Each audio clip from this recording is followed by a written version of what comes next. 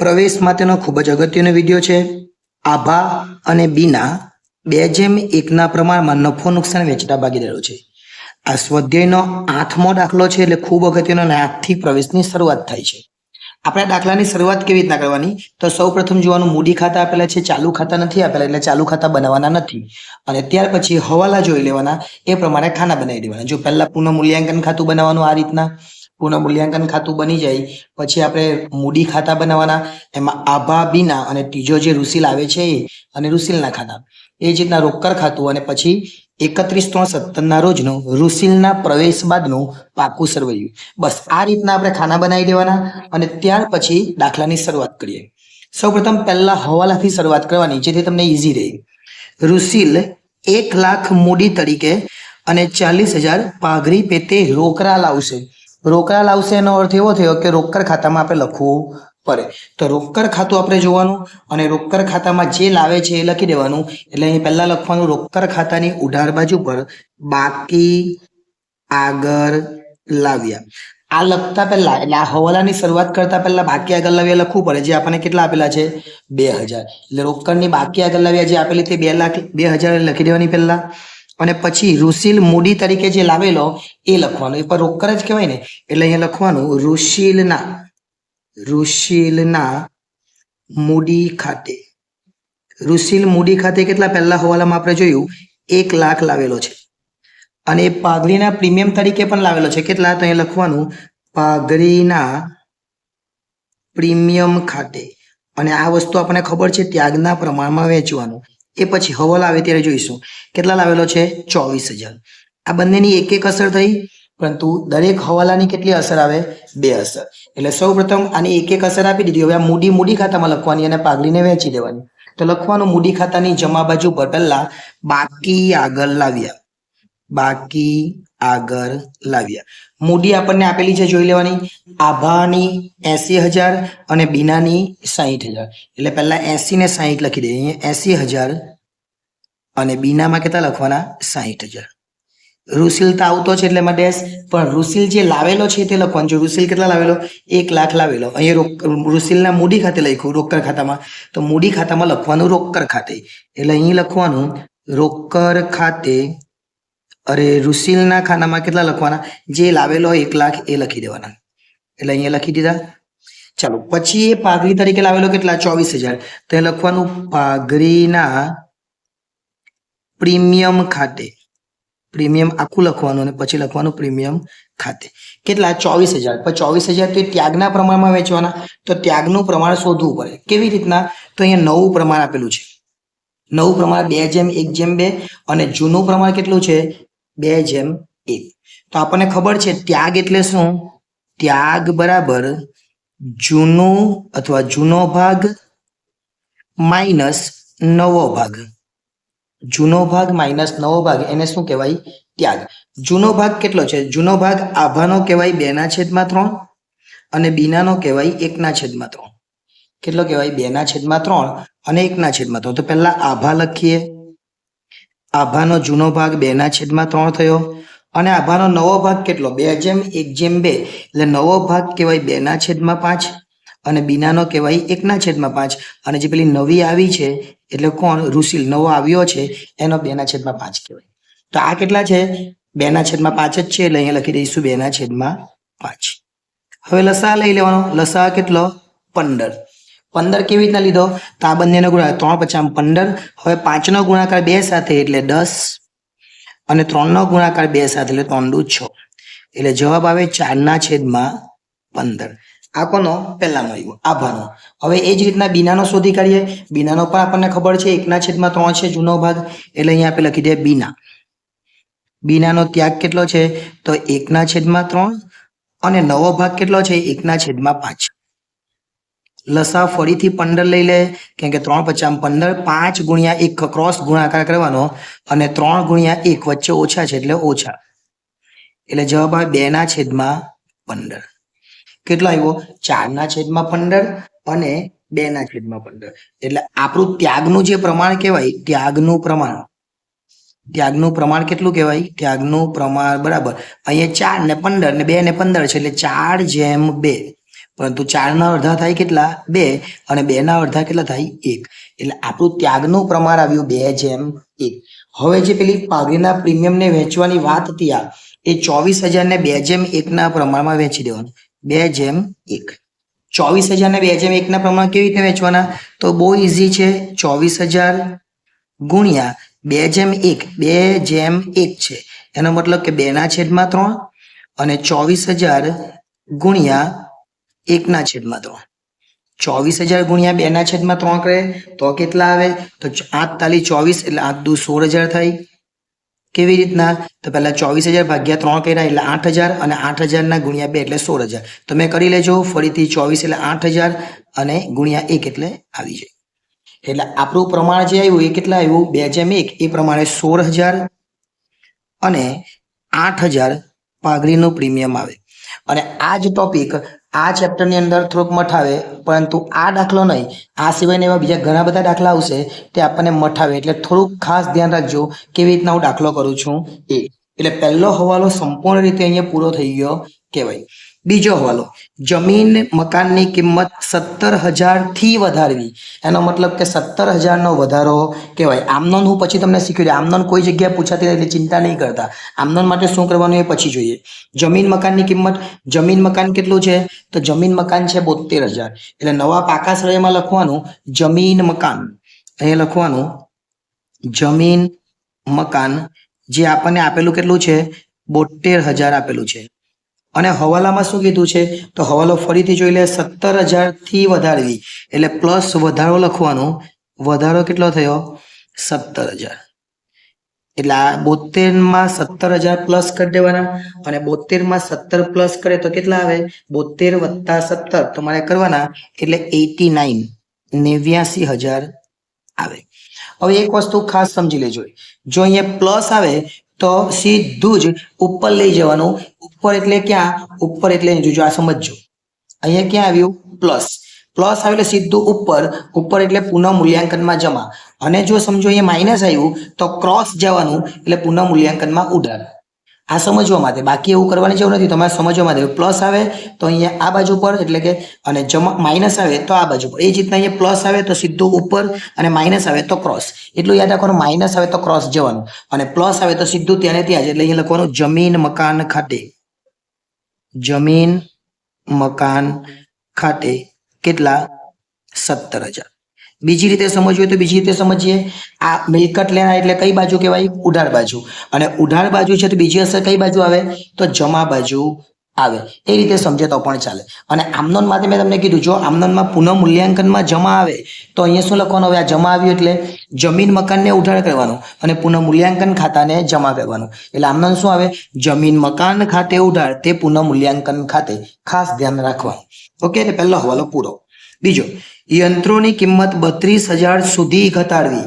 યંત્રો છે કેટલા 40,000 40 ના આપણે ક્યાં લઈ જવાના તો 40 ને 32,000 સુધી લઈ જવાનું એટલે 32 સુધી 32 નો ઘટાડો નથી 32 સુધી લઈ જવાનું એટલે ઘટાડો કેટલો કહેવાય 8,000 નો કહેવાય એટલે નવા પાકા શ્રેણીમાં લખવાનું અહીંયા યંત્રો ચલો યંત્રો આપણને કેટલા આપેલા છે તો યંત્રો આપણને આપેલા છે 40,000 અને 32 સુધી લઈ જવાનું એટલે લખવાનું માઇનસ ઘટાડો કેટલો તો 32 સુધી લઈ જવાનું એટલે 8 ઘટાડો એટલે 12 લખવાના 32,000 મેં તમને પછી શું કીધું પ્લસ આવે તો સીધું ઉપર માઇનસ આવે તો ક્રોસ એટલે આ પ્લસ આવ્યું તો પુનઃ મૂલ્યાંકનમાં જમા ગયું માઇનસ આવે તો પુનઃ મૂલ્યાંકનમાં ઉધાર અને બીજી રીતે સમજીએ તો આ ઉધાર બાજુ છે ઉધાર બાજુમાં માઇનસ થયું એટલે ઘટાડો જમા કહેવાય કે માઇનસ ઉધાર બાજુ પર માઇનસ થયું એટલે આ ઘટાડો જે કર્યો એ જમા કહેવાય તો આપણે લખવાનું ઉધાર અને ન સમજવા પડે તો માઇનસ આવે તો ક્રોસ જવાનું એટલે પુનઃ મૂલ્યાંકનની ઉધાર પુનઃ મૂલ્યાંકન ખાતાની ઉધાર બાજુ લખવાનું યંત્રો ખાતે કેટલો ઘટાડો કરેલો તો 8,000 નો ઘટાડો કર્યો આ 8,000 લખી દેવાના ઓકે ત્યાર પછી ત્રીજો હવાલો એક હવાલો આપણે પૂરો કરીએ એટલે ઇઝીલી થઈ જાય દેવાદારો પર 10% ગાલખાદ અનામત રાખવી દેવાદારો કેટલા છે 24,000 એ વ્યથા જ લખવાના જે છે એ એટલે અહીંયા લખીએ દેવાદારો આપણને આપેલા છે કેટલા 24,000 અને એવું કીધું ગાલખાદ અનામત કેટલી રાખવાની છે 10% એટલે લખવાનું માઇનસ ગાલખાદ અનામત 10%. 24,000 10% કરે એટલે એક જીરો નીકળી જાય એટલે કેટલા આવે? 24,000 આવે. આ 24,000 10% એક જીરો નીકળી 24,000 એટલે 24,000 માંથી 2400 જાય તો બહાર આવે 21,600. હવે ખાસ ધ્યાન આપજો આ ગાલખાદ અનામત વાળો પોઈન્ટ. ચાલો ધ્યાન આપજો અહીંયા ગાલખાદ અનામત કેટલી પહેલા હતી? 2000. પછી કેટલી થઈ? 2400. ધ્યાન આપજો 2000 ની થઈ કેટલી ગઈ? 2400. નવી મેં લખું છું અહીંયા લખી દીધી. 2000 હતી 2400 થઈ ગઈ. ઘટાડો થયો કે વધારો થયો? તો આપણને દેખાય 2000 અને 2400 થાય એટલે વધારો થયો કેટલો? 400. યાદ રાખવાનું વધારો થાય તો ઉધાર અને ઘટાડો થાય તો જમા. અત્યારે શું થયું? 2000 ના 2400 થયા એટલે 400 રૂપિયા વધ્યા એટલે પુનઃ મૂલ્યાંકનમાં ઉધાર બાજુ લખવાનું. અહીં લખવાનું ગાલખાદ અનામત. ગાલખાદ અનામત કેટલા વધ્યા? તો 2400 થઈ ગયા. હતા કેટલા? 2000. એટલે 2400 માંથી 2000 જાય તો 400 આવે. બહુ ઈઝી છે, એકદમ જ સરળ છે, સમજવામાં તકલીફ પડે એવું કંઈ જ નથી. આગળ નહીં ચૂકવેલ વીજળી બિલ 1100. નહીં ચૂકવેલ એનો મતલબ કહેવાય કે ચૂકવવાનું બાકી. નહીં ચૂકવેલ એનો અર્થ શું થાય? ચૂકવવાનું બાકી. તો ચૂકવવાનું બાકી એટલે આપણે વાર્ષિક હિસાબમાં પણ ભણેલા મૂડી દેવા બાજુ પર આવે. અહીં લખવાનું ચૂકવવાનું બાકી. ચૂકવવાનું બાકી વીજળી બિલ અથવા વીજળી ખર્ચ જે લખો હોય તે. કેટલું ચૂકવવાનું બાકી? તો 1100. ચલો આ કઈ બાજુ કહેવાય? મૂડી દેવા એટલે મૂડી દેવા એટલે જમા બાજુ કહેવાય. તો બીજી અસર કઈ બાજુ આવે? તો બીજી અસર ઉધાર બાજુ આવે. કઈ બાજુ આવે? ઉધાર. એટલે પુનઃ મૂલ્યાંકનની ઉધાર બાજુ. આ જમા છે તો પુનઃ મૂલ્યાંકન ખાતાની ઉધાર બાજુ લખવાનું ચૂકવવાનું બાકી. ચૂકવવાનું બાકી વીજળી બિલ અથવા ચૂકવવાનો બાકી વીજળી ખર્ચ કેટલો? 1100. બધા હવાલા પૂરા થઈ ગયા એટલે શાંતિ થઈ ગઈ. હવે જે બેઠું જ ઉતારવાનું છે જે છે સામાન્ય અનામત કાં છે? મૂડી દેવા એટલે જમા બાજુ. નહીં સમજ પડે તો ક્રોસ લેવાનું. આ બાજુનું ક્રોસ બાજુ વહેંચાય એટલે કઈ બાજુ પર? મૂડી ખાતાની જમા બાજુ પર. ધ્યાન આપજો અહીંયા શું કરવાનું છે તે જોજો. આ જે ઉધાર આપણે ઉધાર તો નથી જ પણ આ બાજુ પર છે સીધું ક્રોસ અહીંયા લાવવાનું. એટલે કે મૂડી દેવા બાજુ હોય એ જમા બાજુ અને આ બાજુ કંઈક હશે એ ઉધાર બાજુ. તો પહેલા તો સામાન્ય અનામત છે તો સામાન્ય અનામત અહીંયા વેચી દે. સામાન્ય અનામત કયા પ્રમાણમાં વેચવાની? તો જૂના પ્રમાણમાં એટલે 2:1 પ્રમાણમાં વેચવાની. સામાન્ય અનામત કેટલી છે? 18,000 છે. આ 18,000 ને 2:1 પ્રમાણમાં વેચવાનું એટલે 18,000 ગુણ્યા 2/3 અને 18,000 ગુણ્યા 1/3. એટલે સામાન્ય અનામત 18,000 છે. કેટલી આવવાની? 12,000 અને 6,000. કેવી રીતે વેચવાનું એ ઇઝીલી એકદમ સમજાવી દઉં. સામાન્ય અનામત કેટલી છે? 18,000. પ્રમાણ કેટલું છે? 2:1. એટલે 2:1 હોય તો પહેલા ભાગ્યા 3 કરી દેવાના. કેમ? 2 ને 1 કેટલા થાય? 3 થયા. એટલે કેટલા આવવાના? 6,000. હવે આ 6,000 નો ગુણ્યા 2 કરે તો કેટલા આવે? 12,000. અને આ 6,000 ને ગુણ્યા 1 કરે તો કેટલા આવે? 6,000. આ રીતે કરો તો એકદમ સરળતાથી થઈ જાય. ચલો સામાન્ય અનામત પછી કારીગર વળતર અનામત 4500 છે. એને પર આ રીતે જ વેચવાનું. એટલે અહીં લખવાનું કારીગર વળતર અનામત. અહીં આપણે લખીશું કારીગર વળતર અનામત ખાતે. કેટલા છે કારીગર વળતર અનામત? તો 4500 આપણને આપેલા છે. એ 4500 ને વેચી દેવાના કયા પ્રમાણમાં? 1:2 પ્રમાણમાં. એટલે આ 4500 આપણને આપેલા છે એ 1:2 પ્રમાણમાં વેચવું હોય તો ભાગ્યા 3 કરવું પડે. મેં કીધું એ પ્રમાણે 2:1 છે.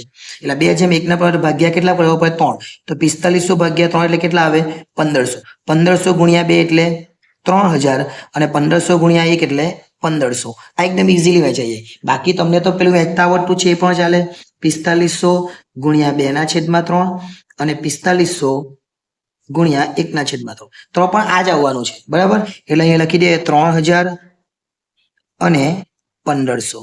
આ છેલ્લા ખાનામાં કઈ જ ને આવે યાદ રાખવાનું. ઓકે ચાલો આગળ ચાલીએ. કારીગર અનામત પછી આપણે જોયું રોકાણ અનામત. રોકાણ અનામત પર વેચી દેવાનું.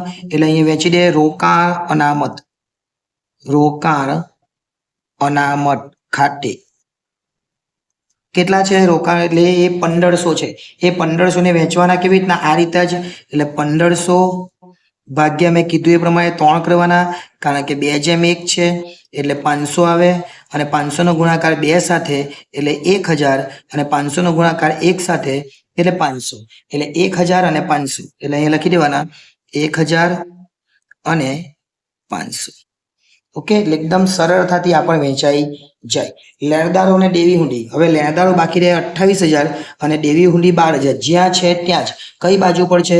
મૂડી દેવા. તો મૂડી દેવા બાજુ પર લખી દેવાનો 28 અને 12. મૂડી દેવા બાજુ પર આપણે લખી દે અહીંયા લેણદારો અને એની નીચે દેવી હુંડી. જે છે તે બેઠું જ ઉતારી દેવાનું, એમાં કંઈ જ નવું કરવાનું નહીં. લેણદારો આપણને આપેલા છે 28,000 અને દેવી હુંડી આપણને આપેલી છે 12,000. ઓકે, એટલે એક બાજુ આપણી ક્લિયર થઈ ગઈ. ચાલો, એક બાજુ ક્લિયર થઈ ગઈ. હવે બીજી બાજુ જોઈએ. પાઘડી. મેં એવું કીધું આ બાજુ પર 3 અનામત છે અને વેચી દીધી કઈ બાજુ? મૂડી ખાતાની જમા બાજુ પર વેચી. તો આ બાજુ વાળું બધું ક્યાં વેચાય? ઉધાર. કઈ કઈ વસ્તુ વેચાઈ જોજો. જમીન મકાનની ઉપર પાઘડી આપેલી એ વેચાય, અને રોકડની નીચે જે કંઈ પણ આપેલું તે વેચી દેવાનું. નહીં સમજણ પડે તો ચલો, મૂડી ખાતાની ઉધાર બાજુ પર વેચીએ. પહેલા તો પાઘડી, એટલે અહીંયા લખવાનું પાઘડી ખાતે. પાઘડી ખાતે લખો હોય તો બી ચાલે ને, ન લખો તો બી ચિંતા નહીં કરતા, ખાલી પાઘડી. ચલો, કેટલી છે? 18,000. 18,000 ને કેવી રીતના વેચવાના? તો મેં તમને શીખવ્યું એ પ્રમાણે 18,000 ભાગ્યા 3 કરવાના, એટલે કેટલા આવે? 6,000. પ્રમાણ કેટલું છે? 2/1. 2/1 એટલે જ મેં ભાગ્યા 3 કર્યા, અને 6,000 ગુણ્યા 2 એટલે કેટલા આવે? 12,000. 6,000 ગુણ્યા 1 એટલે કેટલા આવે? 6,000. આ રીતે વેચી દેવાનું, એટલે એકદમ સરળતાથી વેચાઈ જાય. ચાલો, આટલું વેચાઈ ગયું. ત્યાર પછી જમીન મકાન આવી ગયું છે, યંત્રો આવી ગયા, દેવાદારો આવી ગયું, સ્ટોક બાકી છે. સ્ટોક કેટલો? 36,000. મિલકત લેના બાજુ પર જેવો છે એવો જ લખી દેવાનો સ્ટોક, સીધો જ કેટલો? 36,000. જેટલું આપેલું છે એટલે બેઠું જ લખી દેવાનું. સ્ટોક પછી દેવાદાર આવી ગયું. રોકાણો બેઠા જ લખી દેવાના. કેટલા રોકાણો આપેલા છે? 8,000. એ બેઠા જ ઉતારી દેવાના. રોકાણો 8,000 એ લખવાનું. રોકાણો સીધું જે આપેલું છે તે જ બેઠા જ 8,000 લખી દેવાના. રોકાણો પછી રોકડ બેંક આપેલા કીધું જાહેરાત ઝુંબેશ કર. આ બાજુ છે પેલી બાજુ વેચવાનું. કેટલા છે? 6,000. એટલે અહીંયા લખવાનું જાહેરાત ઝુંબેશ ખર્ચ ખાતે. કેટલા આપેલા છે? તો 6,000 આપેલા છે. 6,000 ને વેચવાનું ઘણું સરળ છે. 6,000 ભાગ્યા 3 કરવાના, એટલે કેટલા આવે? 2,000. આ 2/1 નું પ્રમાણ છે એટલે ભાગાકાર 3 કર્યા. હવે 2,000 ગુણ્યા 2 એટલે 4,000, અને 2,000 ગુણ્યા 1 એટલે 2,000. આ રીતના આપણે વેચી દેવાનું, એટલે આ પણ સરળતાથી એકદમ શાંતિથી વેચાઈ જાય. હવે કઈ બાકી રહી ગયું તો જોઈ લે. કોઈ પણ વસ્તુ બાકી રહી નથી. એનો મતલબ કે હવે પહેલા આપણે પુનઃ મૂલ્યાંકન ખાતું બંધ કરવું પડે. ચલો, પુનઃ મૂલ્યાંકન ખાતું બંધ કરીએ. પુનઃ મૂલ્યાંકન ખાતાનો સરવાળો કરી દેવાનો એકદમ નીચે જે છે ત્યાં. એટલે 2 લીટી નીચે પાડવાની આવે, પણ નીચે 1 લીટી છે જ આવી. એટલે હું બીજી લીટી પાડતો નથી, પણ તમને નહીં લાગે એવું કે નથી પાડતી, બીજી પાડી દઉં. નીચે 2 લીટી. ઓકે, આ બાજુ પર કેટલા આવે? તો 17,000, કેમ કે કંઈ જ છે નહીં બીજું. આ 17,000 સરવાળો થઈ ગયો. એ 17,000 કઈ બાજુ આવે? 18,000. આ 17 માંથી આ બધી વસ્તુ બાદ કરવાની. કેલ્ક્યુલેટરમાં કરવાનું. 17 માંથી 8 બાદ કરવાના, 17 માંથી 400 બાદ કરવાના, 17 માંથી 1100. આ 3 વસ્તુ બાદ કરવાની, એટલે આવે 60,500. પણ આ 60,500 એ 2 ભાગીદાર વચ્ચે વેચવા પડે. એ 2 ભાગીદારનું નામ છે આપણને ખબર, આભા અને બીના. તો આભા અને બીનાને વેચી દેવાના, અને લોકોનું ક્યાં લઈ જવાનું છે? મૂડી ખાતે. શું કહેવાય એને? તો નફો. કયા પ્રમાણમાં વેચવાના? તો જૂના પ્રમાણમાં. જૂનું પ્રમાણ કેટલું? 2/1. એટલે અહીંયા એ પણ 2/1 લખી દઈએ. અહીંયા લખીએ પહેલા આભા અને પછી લખીએ બીના. એટલે આ 7500 આવ્યા એ આભા બીનાને વેચી દેવાના. આપણી પાસે 7500 છે. પ્રમાણ મેં તમને 2/1 કીધું. 2 ને 1 કેટલા થાય? 3. તો 75 ભાગ્યા 3 એટલે 2500 આવે, અને 2500 ગુણ્યા 2 એટલે આભાને મળે 5,000, અને 2500 ગુણ્યા 1 એટલે બીનાને મળે 2500. તો આ 2500 અને 5,000 એટલે 7500 થઈ જાય. કઈ બાજુ પર છે? ઉધાર. તો મૂડી ખાતામાં ક્યાં લખવાનું? જમા બાજુ પર. મૂડી ખાતાની જમા બાજુ પર અહીંયા લખી દેવાનું પુનઃ મૂલ્યાંકન ખાતે. પુનઃ મૂલ્યાંકન ખાતે. થોડી જગ્યાનું ડિસ્ટર્બન્સ આવશે, પણ તમે ચિંતા નહીં કરતા, તમારે તો વ્યવસ્થિત ગણવાનું આવશે. બરાબર. કેટલા આવે છે? 5,000 ને 2,000, 5,000 અને 2500. ઓકે, ચાલો આ બંધ થઈ ગયું. હવે ખાતું બંધ કરી દેવાનું. આ ખાતું બંધ કરીએ, આ ખાતું પણ બંધ કરીએ આપણે, અને આ ખાતું પણ બંધ કરીએ. આ ખાતાનો સરવાળો કેટલો આવે? 1 લાખ. ઋષિલનો કેટલો છે? 1 લાખ. આ 60, 60 ના 68, 68 ને 6 7500, 68 ને 6 આ 75 70, 70 ને 76, 76 ને 2 78500, 78500 કેટલા આવે? 78500. હવે આનો સરવાળો કરવાનો, એ સરવાળો કરી લેવાનો કેલ્ક્યુલેટરમાં. 1,17,000 આવે. આ બધા સરવાળાને કઈ બાજુ મૂકવાનો? ઉધાર બાજુ પર મૂકવાનો. જો હવે ઉધાર બાજુ પૂરેપૂરી જગ્યા છે એટલે હું વ્યવસ્થિત મૂકું છું. અહીંયા 1,17 આવ્યા, 1,17 બેઠા લખી દેવાના. 1,17,000. પછી કેટલા? 78,500, તો એ પણ મેં બેઠા લખી દઉં છું 78,500. પછી કેટલા? 1 લાખ, તો 1 લાખ પણ બેઠા લખી દઉં છું. આટલું થઈ જાય એટલે આપણે શોધવાનું બાકી આગળ લઈ ગયા. બાકી આગળ લઈ ગયા. આ શોધ્યું છે એટલે મેં પ્રશ્ન ચિહ્ન કરું છું. 1,17 માંથી આપણે આ બાદ કરવાના. 1,17 માંથી 12 ને 4 16 જાય તો 1,01,000 આવે. ઓકે, ત્યાર પછી 78,500 છે, એમાંથી આપણે 8,000 બાદ કરવાના એટલે 70,500 આવે. અને આ 1 લાખ છે, એમાંથી આપણે 2 ડેશ બાદ કરવાના એટલે કે કઈ નહીં બાદ કરવાનું એટલે કે 1 લાખ આવે. આ મૂડી કહેવાય. એટલે મૂડી તરીકે નવા પાકા શેરમાં લખી દેવાનું. અહીંયા લખવાનું મૂડી. 3 ભાગીદાર, પહેલી કોણ? આભા. બીજી બીના હતી, અને ત્રીજો આપણો નવો ભાઈ આવેલો એટલે ઋષિલ. આભાના કેટલા આવ્યા છે? તો 1,01,000 આપણે બાકી લઈ ગયા શોધવાઈ રહી. ત્યાર પછી 70,500 શોધ્યા, અને ત્યાર પછી 1 લાખ. આ 3 નો સરવાળો કરવાનો, એને કુલ મૂડી કહેવાય.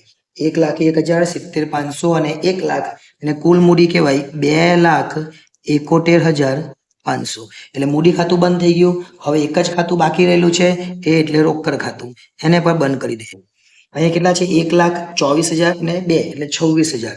એટલે 1,26,000 આવે. આ 1,26,000 ઉધાર છે, તો 1,26,000 ને જમા લખી દેવાનું. અહીંયા લખવાનું 1,26,000. ઉપર કંઈ જ નથી બાદ કરવા માટે, એટલે અહીંયા લખી દેવાનું બાકી આગળ લઈ ગયા. કેટલા આવે? તો બેઠા જે છે તે 1,26,000. કઈ બાજુ પર છે? જમા. જમા એટલે કાં લઈ જવાનું? ઉધાર. ઉધાર એટલે મિલકત લેણામાં.